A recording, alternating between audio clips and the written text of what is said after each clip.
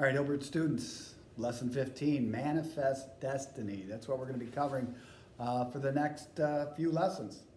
This is a big one. We're going to cover time span in the early to mid 1800s where the United States is going to try to achieve this goal of manifest destiny. And I'll explain it to you in just a second. Let's take a look at our learning targets. What we want to do is we want to take a look at how the United States achieved manifest destiny. And they're going to do so in the following way. They're going to acquire the Louisiana Territory in a deal called the Louisiana Purchase. We're then going to acquire Florida and Texas and Oregon and a little strip of land called the Gadsden Purchase. We're going to talk about the Mexican-American War. After we win, we're going to acquire a lot more land. So all of this is being done to achieve what is known as manifest destiny. But what's manifest destiny? Manifest destiny is the idea that the United States is destined by God that the borders of the United States should go all the way from the Atlantic Ocean to the Pacific Ocean. And each of those land acquisitions that I just showed you in our learning targets is going to help us get closer and closer to achieving this manifest destiny. And so what we're going to do is we're going to take a look at each of those acquisitions and see how they came about and how they helped us get all the way to the Pacific Ocean. So the first thing we want to do is we want to take a look at the original borders of the United States. It was the original 13 states. All right. The western border was the Appalachian Mountains, and that's how we started out. Then we win the American Revolution, and our western border extends all the way now to the Mississippi River. So this whole green area becomes the United States after the American Revolutionary War. And then during the time of Thomas Jefferson's presidency, he's going to be the third president of the United States, he's going to have the opportunity to purchase a huge area of land known as Louisiana, right here. And if you take a look, he's going to double the size of the United States. How did that happen? So let's take a look. If you take a look at the Louisiana Territory, originally it was claimed by France. Well, Native Americans lived there, but we don't respect their rights. So France claimed it. And then the French and Indian War comes along.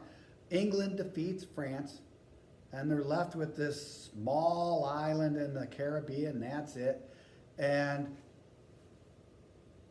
Spain is in charge now of the Louisiana Territory. But what happens is they're going to sign a secret treaty in 1800, Spain and France. And Spain's going to give the Louisiana Territory back to France. And the leader of France at this time is a gentleman by the name of Napoleon. All right? And we'll talk about him. Why did he want this land, right? But what we want to do right now is we want to talk about the American farmers that lived west of the Appalachian Mountains. Between the Appalachian Mountains and the Mississippi River, after the American Revolution, we had thousands of settlers moving west. They were farmers. They grew crops, and they wanted to sell them at market. How did they do that? They put them on boats and sent them down the Mississippi River. Now, at the mouth of the Mississippi River is the city New Orleans.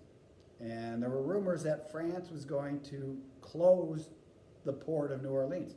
American farmers were not going to be able to send their crops down the Mississippi through New Orleans and then out to other countries or the east coast of the United States. These farmers complained to the president. So Thomas Jefferson's administration approached France and said, hey, we want to buy New Orleans. We'll give you $7.5 million. Right? Show you what they said in a second. So let's go to why did Napoleon want this land? All right, he's the leader of France. France is over in Europe. Why does he want the Louisiana Territory? All right, so that little island I told you about that they had in the Caribbean was Haiti. And in Haiti, there were sugarcane plantations. France owned the plantations and they used slaves to do the work. And what Napoleon wanted to do was to use the Louisiana Territory to grow crops that he could then send to Haiti to feed the slaves. There's going to be a couple things that are going to go wrong for him, however. Number one, a gentleman by the name of Toussaint Louverture, one of the slaves that worked on the sugarcane plantations, led a slave rebellion, caused a lot of headaches for the French, and had Napoleon thinking twice about, hey, do I even want to deal with this? The second thing was that France was going to war with Britain again. And I say again because they were always going to war with each other. And wars cost money. Napoleon needed money. And just at the right time, that's when the Americans show up and they say, hey, we want to buy New Orleans, we'll give you $7.5 million. Napoleon says, wait a minute, how much will you give me for the entire Louisiana Territory? Americans weren't ready for this. Jefferson's representatives weren't ready for this.